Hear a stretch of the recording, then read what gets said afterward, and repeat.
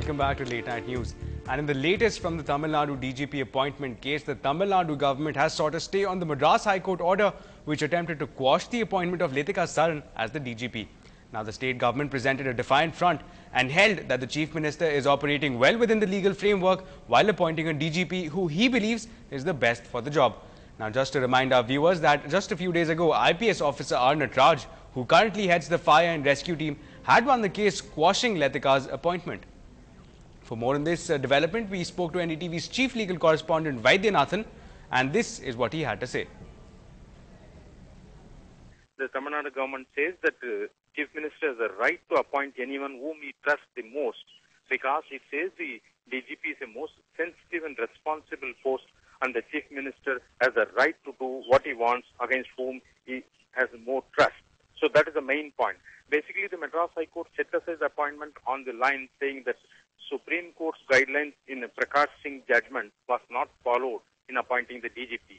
Basically, the judgment lays down few guidelines and also says that UPSC will be selecting the top posts like DGP of any state government. The state government will have to send a panel of names to the UPSC. So Madras High Court said this procedure was not followed. But in its appeal, Tamil Nadu government says that UPSC itself has appealed the Supreme Court, seeking some clarification which is pending before the Supreme Court. So under these circumstances, Tamil Nadu government has followed the right legal position, and also it says out of the 4 persons who are eligible, Chief Minister selected Mrs. Saran. Secondly, it says that it's not a promotional post, it's only a selection. Right, and some more news from the districts now. Meeting after meeting, the 11th round of talks between the contract workers of Neyveli Lignite Corporation and the Regional Labour Commissioner has gone in vain this time as well.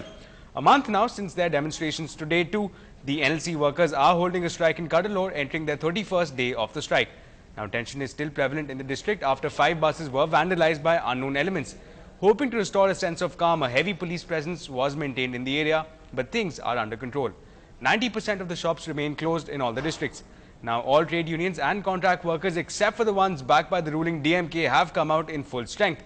Now, more than 13,000 contract workers have been on a strike demanding revision in wages and regularization.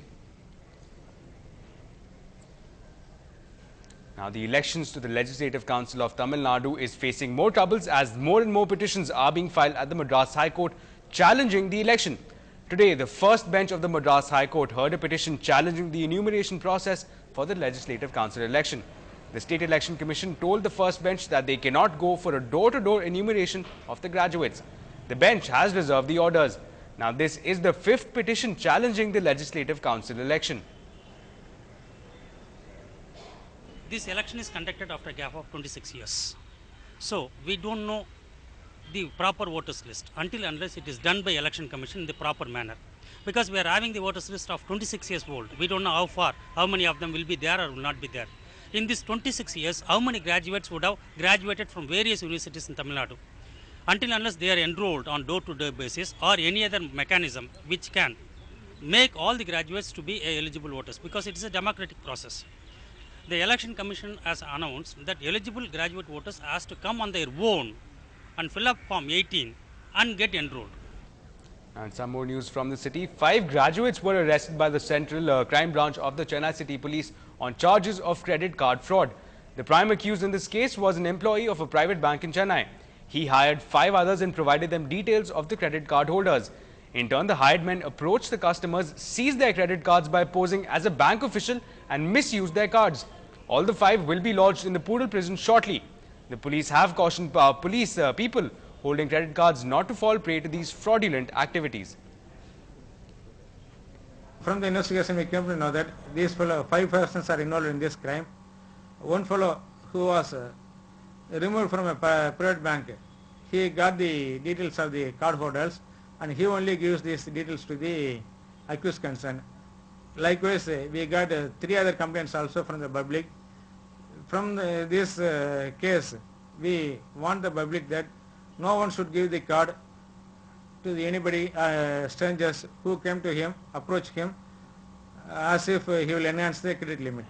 Right now, today was a busy day for the city cops. The Chennai police has arrested a former DMK MLA who is currently an AIADMK party functionary for cheating a former PWD engineer. 43-year-old Ravi Kumar was an MLA during 1996 to 2000. He has been arrested for conning an 83-year-old man in Ashoknagar. He posed as an official from the income tax department along with some other men. Now, Venkatraman, the victim, had been working as an executive engineer in the public works department.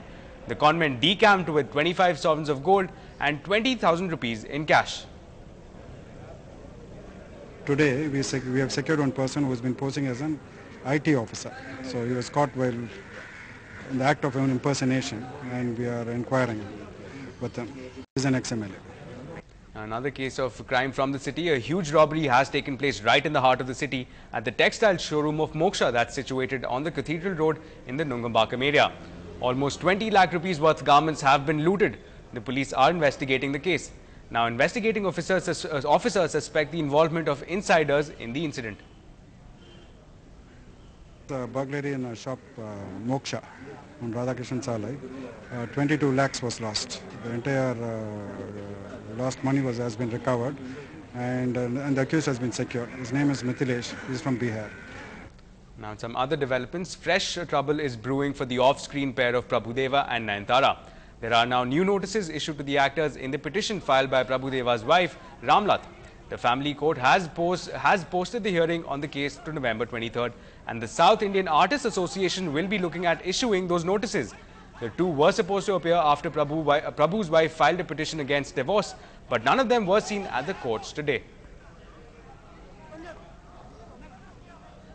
Now, the men who play critical roles in maintaining the safety, efficiency and punctuality of the railways say that they are stressed out. Around 40 members of the All India Loco Running Staff Association, comprising of the loco pilots, assistant loco pilots and motormen, staged a demonstration at the Chennai Central Railway Station. Now, they urged the government to fill up the existing vacancies in the Chennai division of the Southern Railways. The demonstrators alleged that they are forced to overwork due to shortage of staff in the Chennai division. Now, this terrorist gives a spitting reply to judge's question. We'll bring you more on that on the other side of this small break.